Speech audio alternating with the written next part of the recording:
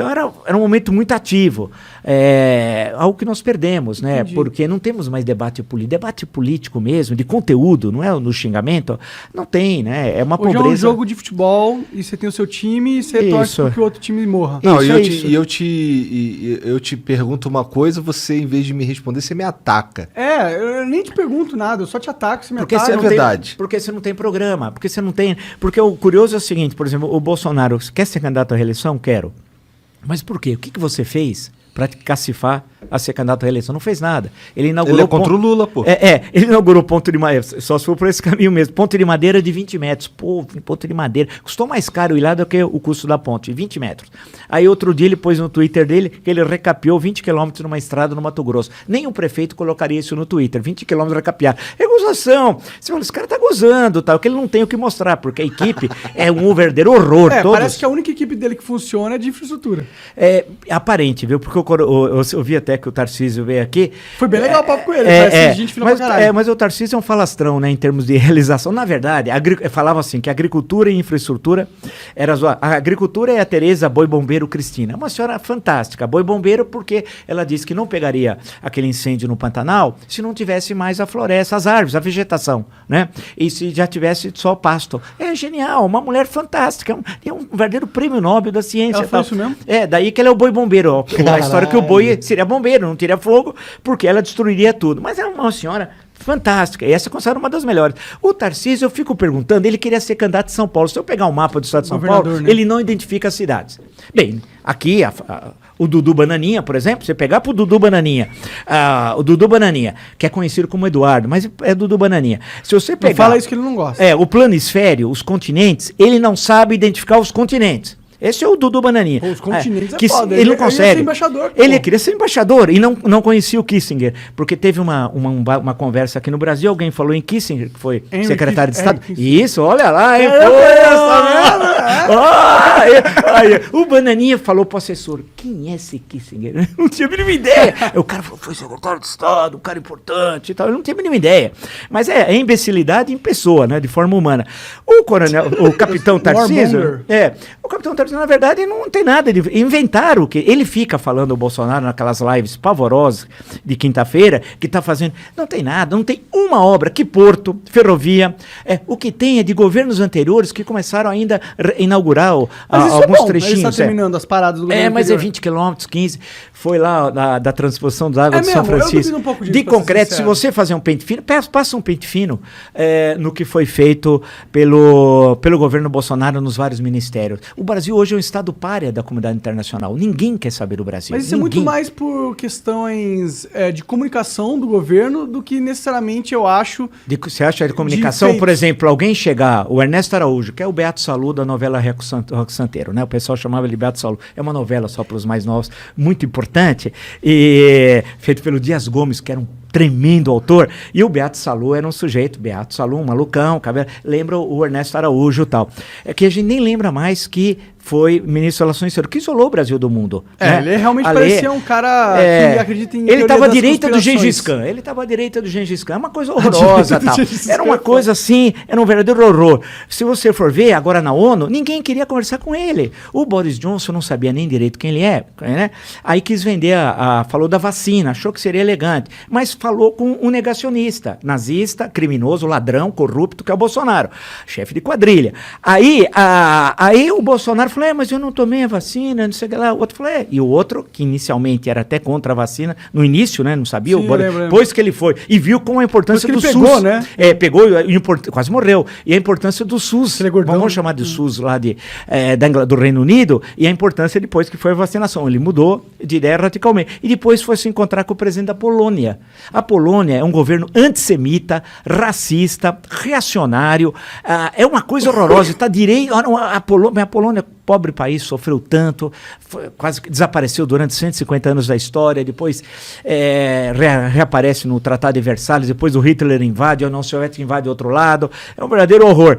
Então, um país isolado internacionalmente. Agora mesmo, o Globo de hoje pegou um WhatsApp dele, um outro WhatsApp de outro número de telefone dele, de um grupo dele, ele falando, atacando a China.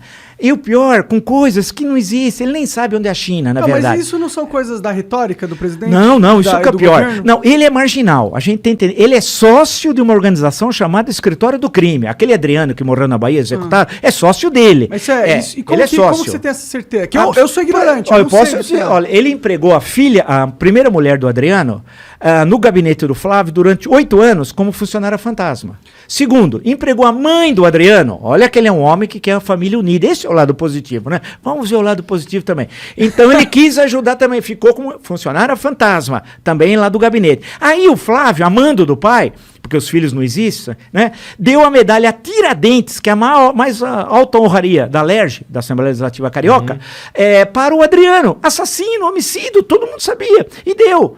E ele visitava na prisão o Adriano. E há suspeitas também, em Rio das Pedras, quando eles invadem e constroem aqueles prédios tudo fajutos, depois o prédio desaba, que ele é sócio também. E ele é vizinho do assassino da Marielle Franco. Isso é verdade. O Rony Lessa, ali, 7 metros, atravessa a rua, tá aqui. Então, ele sempre se misturou com o que há de mais sujo da política do Rio de Janeiro. Quem vive no Rio sabe, ele é aliado das milícias, é um miliciano. Onde ele tinha votos? Onde o Carlos, como vereador, tem votos? Você pega o mapa da cidade, no caso de vereança, se é possível, aonde as milícias e o tráfico controlam.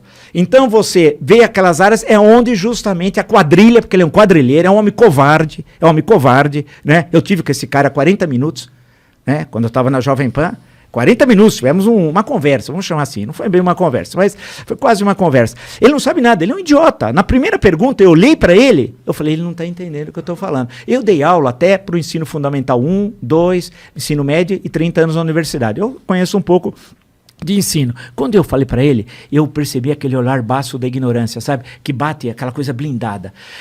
Eu falei sobre economia, só para brincar. Eu sabia que ele era um idiota, não sabia nada também de economia, e continua sendo idiota tal, né? Eu perguntei para ele, o que o senhor vai fazer o senhor quer ser candidato? Era 2017 ainda.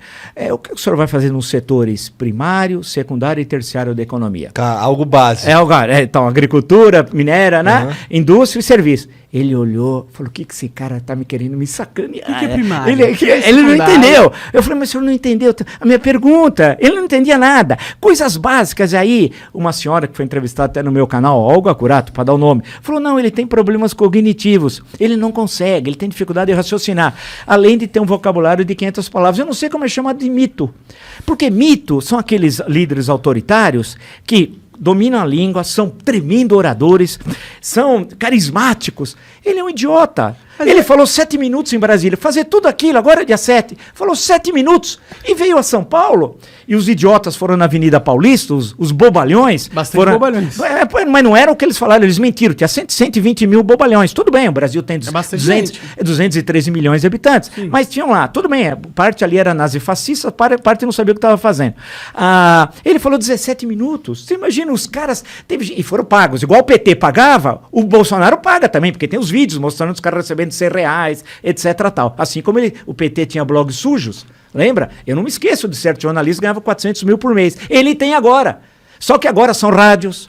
E vocês sabem, do Santos. Mais do que Alan, esse daí é peixe pequeno. Vamos peijar os peixes grandes. Você tanto pra ser peixe pequeno. Claro, você é bobo, cara. Tá lá nos Estados Unidos, tem gente que tá aqui no Brasil, em rádio e TV, ganhando muito mais. E fabricando fake news todo santo dia. E tem aqueles que também estão com presença na internet. Em suma, você vê como que eles trabalham, só que a do Bolsonaro é explícito, né, a cooptação. A do PT muitas vezes escondia. Mas eles, vale destacar, não são a mesma coisa. Não vou dizer que Lula é igual ao Bolsonaro. Isso é mentira. Eu acho Bolsonaro que o Lula é mais eficiente. Não, eu não posso dizer que o Lula defendeu a ditadura, que o Lula defendeu o adicional número 5. Dá pra dizer sim um pouquinho. Aqui no Brasil, não, adicional número 5. Tipo, o PT defende a Venezuela, pô. Isso você tem razão. Isso defende a ditadura. Mas eles falam que é democracia. Não, mas isso você tem razão. Cuba também é um horror. Eu posso dizer isso porque eu tive embates com os caras quando o Bolsonaro era aliado do PT. Em 2004, o Carlos, na chapa para vereança, ele era do PT. Então eu posso falar tranquilo, porque na hora de enfrentar o PT, eu estava enfrentando. O covarde do Bolsonaro não estava, né? Então, vamos deixar a coisa bem clara. Agora, eu não posso dizer que o Lula que queria impor a ditadura, ou adicional número 5, que era genocida, porque o Bolsonaro é genocida. Bom, o Lula fala que quer controlar a mídia. Isso ele falava, tem razão, controle social da mídia, mas o Bolsonaro também tem o seu, entre aspas, mais efetivo controle social da mídia. Vide como distribui as verbas publicitárias. Eu acho que a gente tem que discutir isso, mas não como o PT faz, nem como o Bolsonaro. Acho que o PT também era muito bom nessa distribuição de verba. Era esperto também, mas tinha lá os blogs sujos. Eu acho que era muito melhor que o Bolsonaro, inclusive. Não, eu acho que na proporção que tem agora, infelizmente, eu digo isso, eu posso dizer com tranquilidade, porque como eu bati de frente com os caras durante 13 anos, desculpa, 15 anos e 4 meses, para ser preciso. Então, foi até abril. Tem uma abril de luta contra o PT. Não, foi todo o período, desde o primeiro dia de governo.